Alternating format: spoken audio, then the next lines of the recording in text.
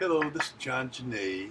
It is the 7th of May, 2014, here in the Florida Keys with ByoNetics. I wanted to address today some abilities that an autistic child has that is not prevalent in someone who doesn't have autistic or autism. I I grew up in the 40s back. I grew up in Oklahoma back in the 1940s, 50s, and 60s. And back then, if you weren't developing correctly, they just labeled you as deaf and dumb. And along with that, they assumed that you didn't have any ability to intellectualize, that you were the appearance of what you were on the outside, and that uh, that was your outside presence was uh, corresponding to your inside presence, and that's not the case. Right?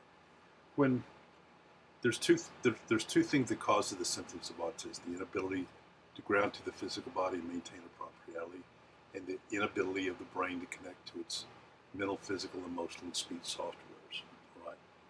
When a when a child cannot ground to the physical body, they develop hyperactivity, inability to mentally focus on physical tasks, lack of emotional contact, sensory issues as it relates to loud sounds, and tactile issues as it relates to clothing or the feeling of food in their mouth. Right? And uh, when a child can't ground to their physical body, the brain moves into what is known as hyperdrive. In hyperdrive, the brain starts processing at genius levels. Right? It allows the child to communicate through thought transference. They can literally feel the energy coming off of an object or a person and respond to it in a split second, negatively or positively. The only other mammals on the planet that have that ability are dolphins and whales. That's how evolved this process is. So you can't lie to this child, right? A teacher that's overwhelmed by the class can tell the parent that everything is fine, but the autistic child can sense if it's negatively or positively uh, responsive, and it will act accordingly. Uh, they would make great jurors in the legal system because they can denote whether a person's lying or telling the truth just by the presence of their energy. They feel it. It's like a pressure on the body that allows them to be able to determine that energy negatively or positively. And with this hyper uh, drive mind, they not only can communicate through thought transfers, but they have what is known as intuitive genius. They can literally figure things out without any prior instruction. Like with me, growing up in Oklahoma, the only things that they really thought was a therapy for me uh, was sorting socks. Green ones to green ones, white ones, red ones.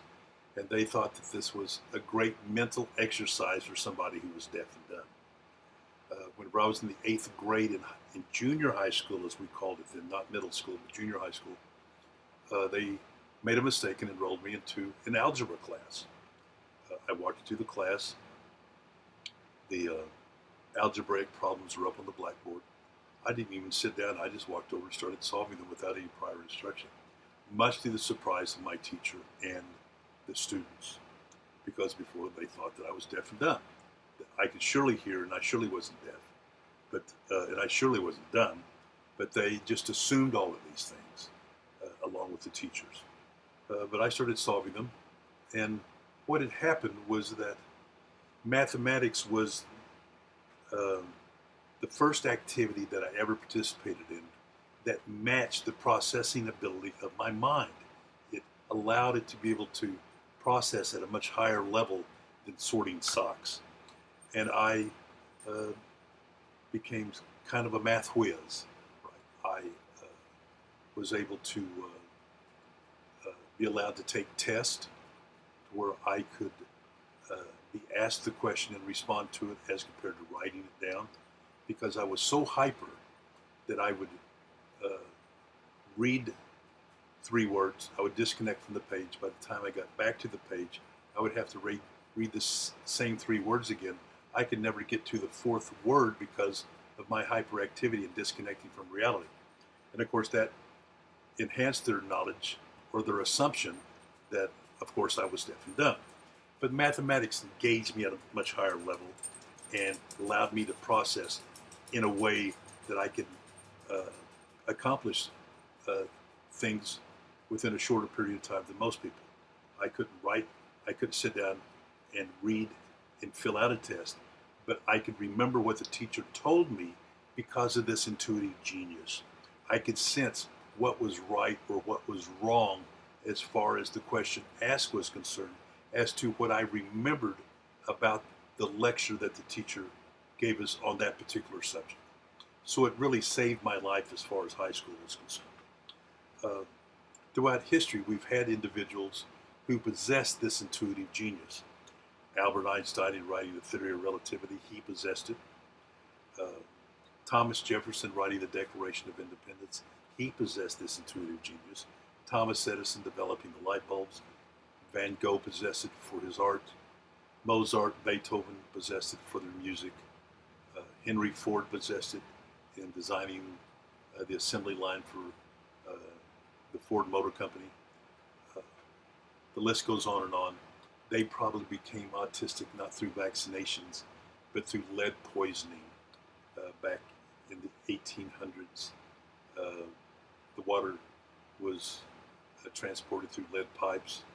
You had wine bottles that were sealed with lead coverings that leaked into the wine. And that's probably what brought on their symptoms of autism, but allowed to give them this intuitive genius. Right? So it's, I talk to people now whose children are very good at computers. Why? Because it allows them to process it at a higher level. They can immediately sit down and start working an iPad or something like that. They can figure out a cell phone very quickly as far as its operational process is concerned. So it's a great benefit. You should never discount the ability of the child to have this intuitive genius or to process at genius levels. But it's something that when they're grounded through the physical body and maintaining the proper reality, they bring this intuitive genius with them. A lot of research scientists possess this intuitive genius. It's a part of Asperger's syndrome, the ability to function at high levels, but lack emotional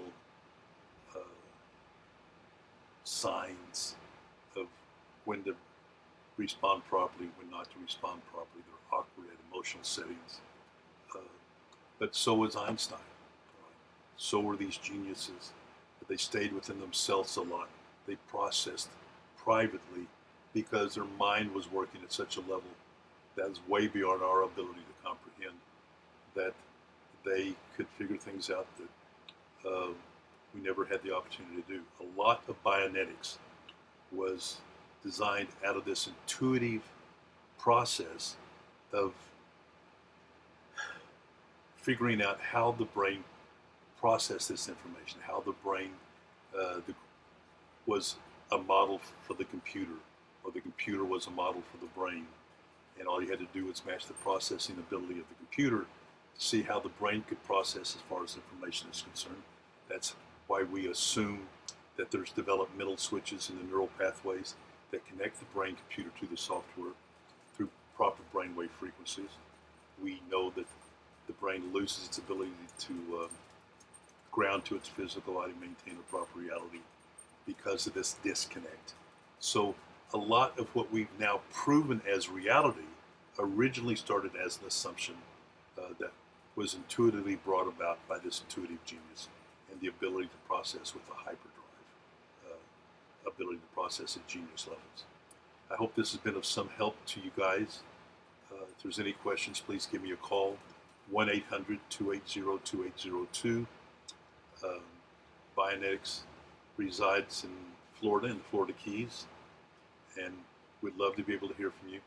If you are up on the website and you're thinking about your child participating in ByoNetics, please fill out the questionnaire and email it to us. It's the best way to get started to have us determine whether your child can benefit. And we look forward to your response and to your correspondence. Thank you very much for your time.